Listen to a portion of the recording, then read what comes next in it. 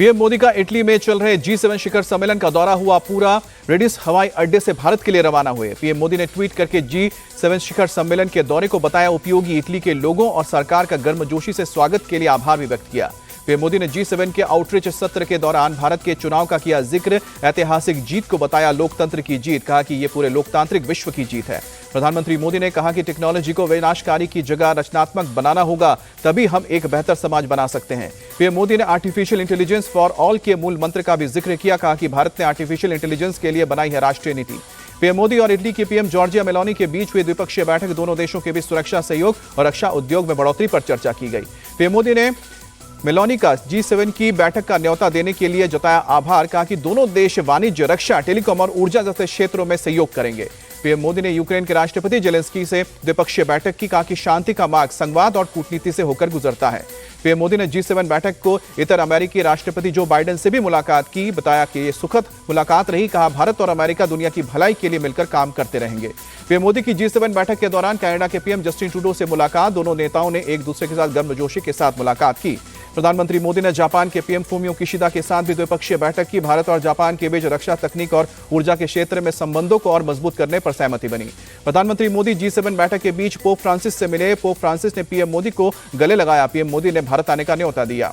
PM Modi ने Germany के chancellor Olaf Scholz से भी मुलाकात की, कहा कि भारत और जर्मनी के संबंध वैश्विक प्रगति के लिए फायदेमंद होंगे। प्रधानमंत्री मोदी और ब्रिटेन के पीएम ऋषि सुनक के बीच भी द्विपक्षीय बैठक। पीएम मोदी ने गर्मजोशी के साथ पीएम सुनक को गले लगाया। पीएम मोदी ने G7 बैठक के बीच फ्रांस के राष्ट्रपति इमैनुअल मैक्रों से द्विपक्षीय वार्ता की। दोनों ने एक दूसरे को गले लगाकर रिश्तों में गर्मजोशी भरा संदेश दिया। भीषण गर्मी के बीच दिल्ली में जल संकट जारी। मैदानगढ़ इलाके में टैंकर्स आते ही लोगों के बीच अफरा तफरी, कुछ लोग टैंकर्स के ऊपर भी चढ़े। दिल्ली के चाणक्यपुर इलाके में टैंकर के पहुंचते ही मची अफरा तफरी, एक दूसरे को धक्का देकर बड़ी तादाद में टैंकर पर चढ़े लोग। इलाके में कई दिनों से जारी है जल संकट। दिल्ली के गीता कॉलोनी में भी पानी की किल्लत, टैंकर्स के जरिए हो रही है सप्लाई, लोगों के बीच मची अफरा तफरी। गीता कॉलोनी के लोगों ने मीडिया को दिया धन्यवाद, कहा कि पानी की कमी की खबर दिखाए जाने के बाद प्रशासन ने टैंकर्स भेजे हैं, लोगों को राहत मिली है। दिल्ली के जल संकट पर आज कांग्रेस का मटका फोड़ो विरोध प्रदर्शन है। दिल्ली के 280 ब्लॉक में कार्यकर्ता मटका फोड़कर प्रदर्शन व्यक्त करेंगे। दिल्ली कांग्रेस अध्यक्ष देवेंद्र यादव ने कहा कि पानी के लिए केंद्र और दिल्ली सरकार के बीच पिस रही है जनता। दिल्ली पुलिस ने हनीबग्गा, राजवर्धन समेत NSUI के कई कार्यकर्ताओं के खिलाफ FIR दर्ज की। नीट परीक्षा के मुद्दे पर केंद्रीय मंत्री धर्मेंद्र प्रधान के आवास के पास विरोध प्रदर्शन के मामले में एक्शन हुआ है।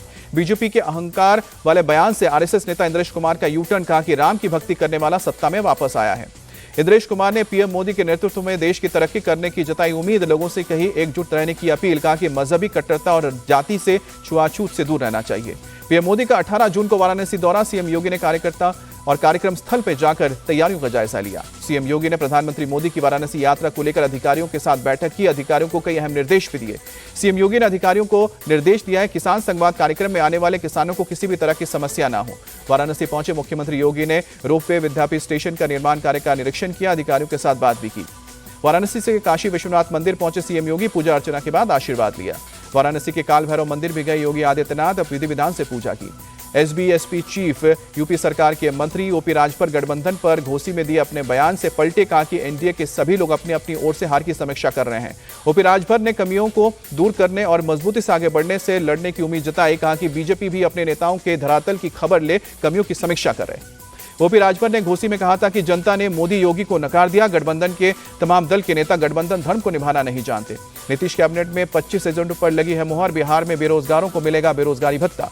सीएम अरविंद केजरीवाल की याचिका पर आज राउज एवेन्यू कोर्ट में सुनवाई होगी। केजरीवाल ने मेडिकल चेकअप के दौरान पत्नी को वीडियो कॉन्फ्रेंसिंग के जरिए शामिल करने की इजाजत मांगी है। दिल्ली के बसंत विहार में एक दुकान में लगी भीषण आग, दमकल कर्मियों ने पाया आग पर काबू, किसी के घायल होने की खबर नहीं। दिल्ली के चांदनी चौक में लगी आग की घटना पर FIR दर्ज। आग की चपेट में करीब 110 से 120 दुकानें प्रभावित हुई हैं। गुजरात के अमरेली में बोरवेल में गिरी बच्ची की मौत हुई, करीब 17 घंटे तक रेस्क्यू ऑपरेशन चला। मुंबई के एंटॉप हिल के पास एक स्लम एरिया में 3 मंजिला इमारत का एक हिस्सा गिरा, 2 महिलाओं के दबने से मौत। हादसे में एक शख्स बुरी तरह से जख्मी हुआ। फायर ब्रिगेड की टीम रेस्क्यू में जुटी। बारिश की वजह से दीवार गिरने की जताई जा रही है आशंका। आंध्र प्रदेश के पार्वतीपुरम में आंधी के साथ हुई तेज बारिश, आम जनजीवन बुरी तरह से प्रभावित। हरियाणा के रेवाड़ी में अचानक बदला मौसम का मिजाज, कई इलाकों में हुई बारिश से लोगों को गर्मी से राहत मिली। राष्ट्रपति पुतिन के सीजफायर की शर्तों को यूक्रेन के राष्ट्रपति जेलेंस्की ने नाजी बात बताया। पुतिन की तुलना हिटलर से की। रूसी राष्ट्रपति पुतिन यूक्रेन के साथ सीजफायर के लिए तैयार, यूक्रेन के सामने कब्जे वाले क्षेत्र से सेना हटाने की शर्त रखी। राष्ट्रपति पुतिन की सीजफायर की दूसरी शर्त, अमेरिका व पश्चिमी देशों के NATO अलायंस में शामिल होने से जिद छोड़े यूक्रेन। भारतीय विदेशी मुद्रा भंडार में लगातार दूसरे हफ्ते रिकॉर्ड उछाल, 4 अरब 30 करोड़ डॉलर की बढ़ोतरी। भारतीय विदेशी मुद्रा भंडार ऑल टाइम हाई 655 अरब 81 करोड़ डॉलर तक पहुंचा। आरबीआई ने जारी की है 7 जून को खत्म हुए हफ्ते की रिपोर्ट।